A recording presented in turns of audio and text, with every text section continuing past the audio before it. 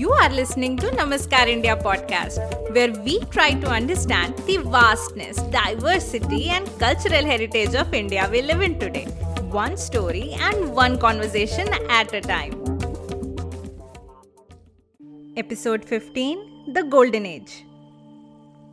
Gupta empire के शासन काल को गोल्डन एज या क्लासिकल एज ऑफ इंडिया कहा जाता है, जो स्टेबिलिटी, शांति और समृद्धि उनके नेतृत्व में आई, that enabled the pursuit of scientific and artistic endeavours in India.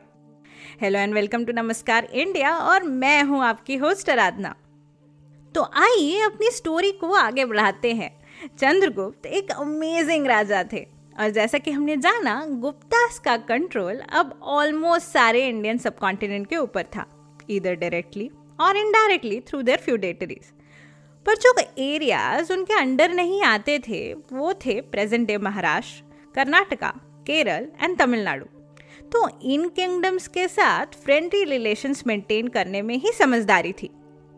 तो चंद्रगुप्त ने अपनी बेटी प्रभावती की शादी वकटाका डायनेस्टी के राजा रुद्रसेन से करवाई. वकटाका डायनेस्टी का कंट्रोल डेक्कन में विंध्याचल माउंटेन रेंजेस से शुरू होकर साउथ में तुंगभद्रा रिवर तक फैला था, which means they controlled all of Maharashtra and parts of present-day Madhya Pradesh, Chhattisgarh and Karnataka. इसके अलावा चंद्रगुप्त ने अपने बेटे कुमारगुप्त की शादी कदम्बा डायनेस्टी के राजकुमारी अनंता देवी से करवाई. The Kadamba dynasty was the one in control of a large area of present-day North Karnataka. Empire के बॉर्डर्स को सिक्योर करने का ये काफी बेहतरीन तरीका था, आजू बाजू वाले किंगडम्स के साथ मैट्रिमोनियल अलायंसेस. 415 सीई में चंद्रगुप्त ने अपनी रिटायरमेंट अनाउंस की और उनकी जगह ली उनके पुत्र कुमारगुप्त ने. अब इतने बड़े एम्पायर को मैनेज करना, उसको स्टेबिलिटी प्रोवाइड करना कोई आसान काम तो था नहीं. But Kumaragupta was quite lucky because daddy dearest Chandragupta did set him up for success. कहीं कोई मिलिट्री कैंपेन होता तो ही had help from his feudatories and relatives. एक और बात, इनकी जो बहन थी प्रभावती, उनके हस्बैंड रुद्रसेन की अकस्मात मृत्यु के बाद वकटाका डायनेस्टी की बागडोर प्रभावती के हाथों में आ गई, क्योंकि उनके पुत्र काफी छोटे थे and she ruled the kingdom as their reagent.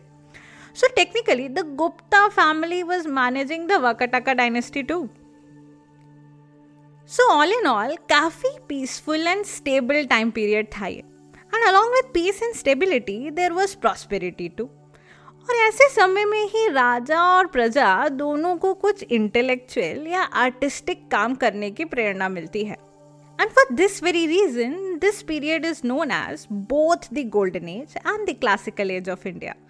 Large advancements were made in the field of science, technology, engineering, art, literature, mathematics, astronomy, religion and philosophy during this period.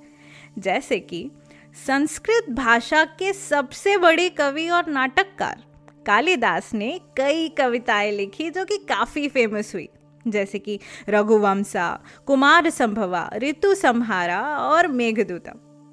And pledge में सबसे famous है अभिज्ञान शाकुंतलम, मालविका अग्निमित्रम और Vikramorvashiyam. Aryabhatta gave the world the digit 0 along with a place value system. He also came up with an approximation of pi and area of a triangle.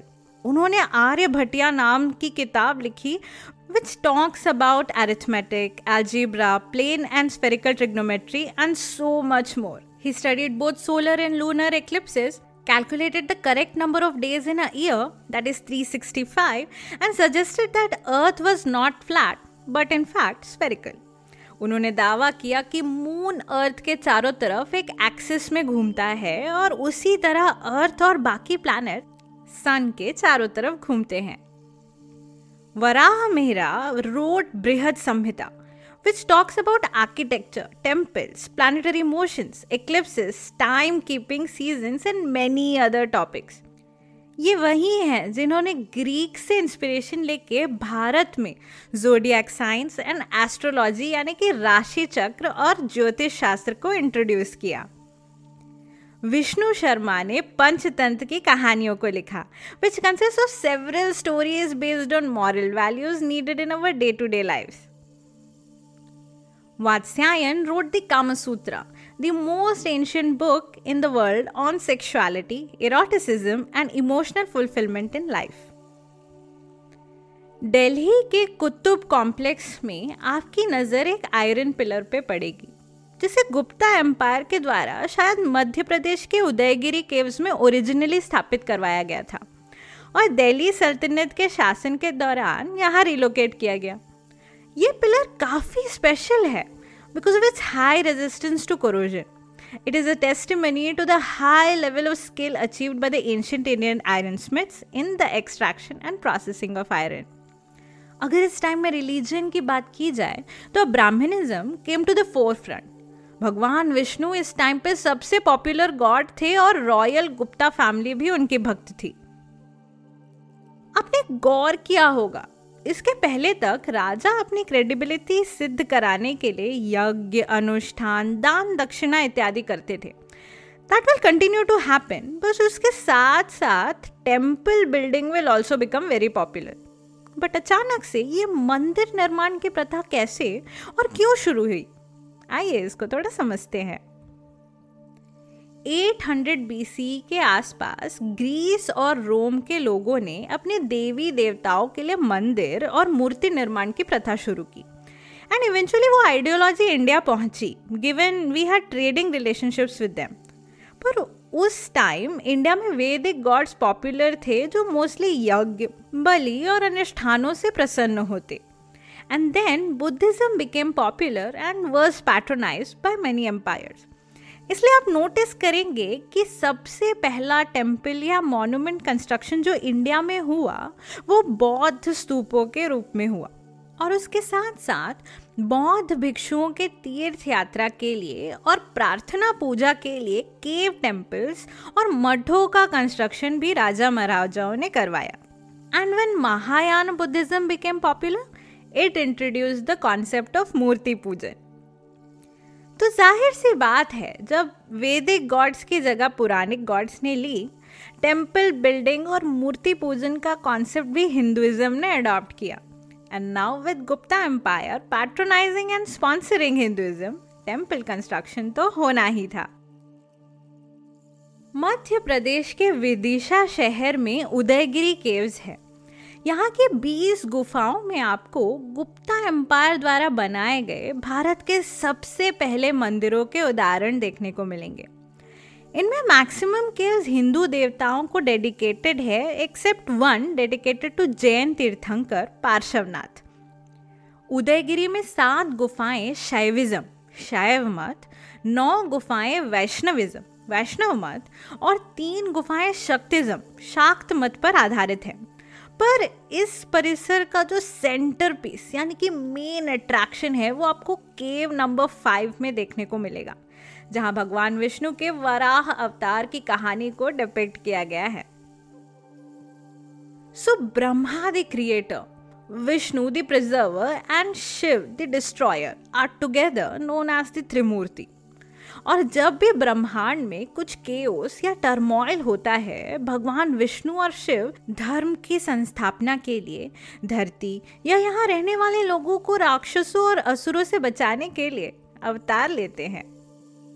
भगवान विष्णु के तीसरे अवतार यानी कि वराह अवतार की स्टोरी सुनेंगे.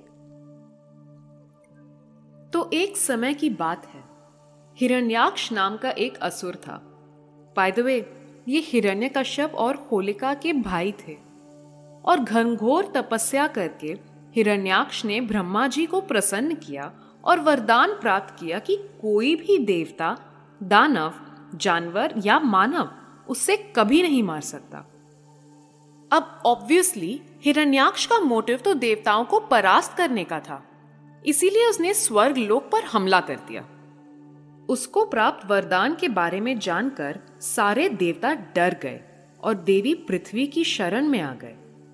हिरण्याक्ष ने देवताओं को हर जगह ढूंढा और जब वो नहीं मिले, उसने पृथ्वी को अनंत सागर की गहराइयों में डुबा दिया. देवता वहां से भाग खड़े हुए और भगवान विष्णु की शरण में चले गए। तभी ब्रह्मा जी ने उन्हें बताया कि हिरण्याक्ष के लिस्ट ऑफ एनिमल्स में से वराह यानी कि जंगली सुअर मिसिंग था। क्वाइट स्नीकी, हाँ लॉर्ड ब्रह्मा। फिर क्या था, विष्णु जी ने वराह अवतार धारण किया और अनंत सागर में डुबकी लगा दी और हिरण्याक्ष से फाइट की। ये फाइट 1000 साल तक चला और फाइनली हिरण्याक्ष को मृत्यु देके वराह रूपी भगवान विष्णु देवी पृथ्वी को बचाकर बाहर लेकर आए। पृथ्वी was obviously quite impressed and so she married him. Happy ending. All right.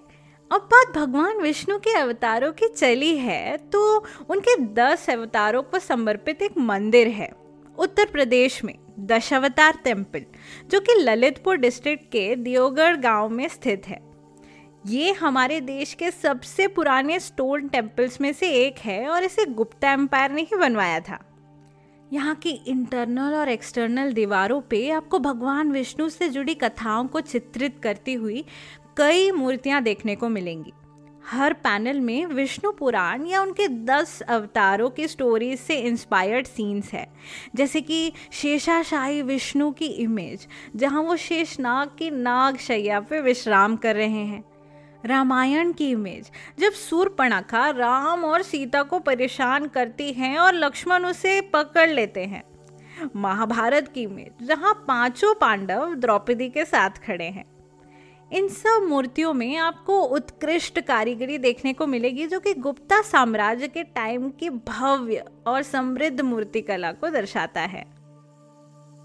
While going around the temple and gazing at the Dashavatars of Lord Vishnu, I couldn't help wonder at the striking parallelism with the theory of evolution by Charles Darwin. मत्स्य अवतार एक मछली है depicting life began in water. Kurma अवतार अ tortoise जीवन का water से land की तरफ मूवमेंट दर्शाता है। वराह अवतार एक कॉम्प्लेक्स वाइल्ड एनिमल को चित्रित करता है।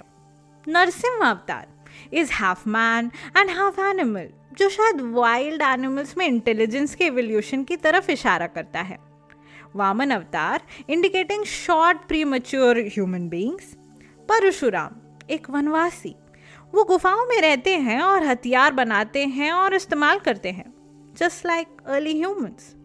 Ram the thinking social being who follows the laws of society and relationships. Krishna a statesman, a politician, a lover who teaches us how to live and thrive in a social structure. Buddha identifies man's final quest of enlightenment. Kalki, जो कलयुग का अंत करने आएंगे, शायद वो genetically supreme होंगे, बिल्कुल एक वॉर मशीन या टर्मिनेटर की तरह। That is how I see the Dashavatars, as a reflection or a foreshadowing of the modern theory of evolution. What do you think? वैसे तो गुप्तास पारंपरिक रूप से ब्राह्मणवादी राजवंश को बिलोंग करते थे, लेकिन उन्होंने इस टाइम पे बौद्ध धर्म को समर्पित नालंदा महाविहार का निर्माण करवाया, which is in present day Bihar and also a UNESCO World Heritage Site.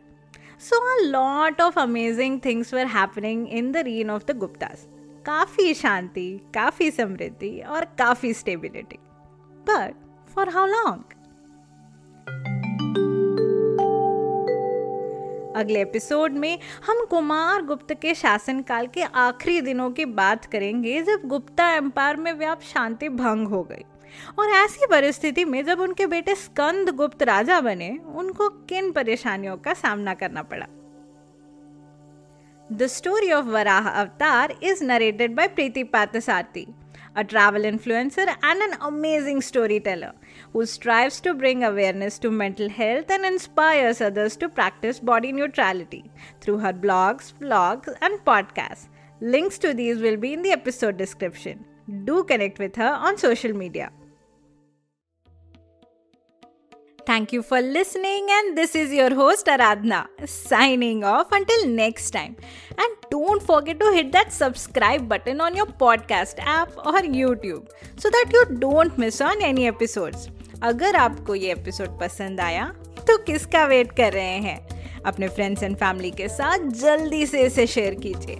If you have any feedback you can message me on Facebook, Instagram और ट्विटर, जिसके लिंक्स आपको एपिसोड के डिस्क्रिप्शन में मिल जाएंगे।